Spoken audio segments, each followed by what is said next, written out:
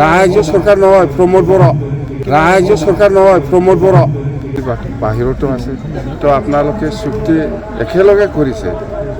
তো Bodo Kachari welfare council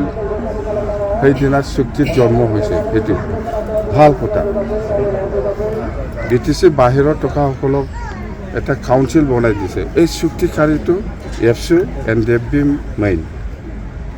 তো মই কোৱা কথাটো হ'ল যেহেতু BTC বাহিৰতো NDFB আছে ABSU আছে সেই 1500 কোটি গভৰ্ণমেণ্ট অফ ইণ্ডিয়া বা গভৰ্ণমেণ্ট অফ আসামৰ যিটো পেকেজ দিছে এইটো কিয় BTC বাহিৰত দিয়া নাই কথা সেইটোৱে মই কৈছোঁ আজি অপেনলি সেইটো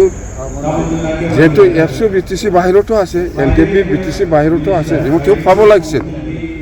বা আমাৰ চুক্তিকাৰী মিনিষ্টাৰহঁতে সিহঁতেও পাব লাগিছিল কিয় দিয়া নাই ৰাজ্য চৰকাৰ নহয় প্ৰমোদ বড়ো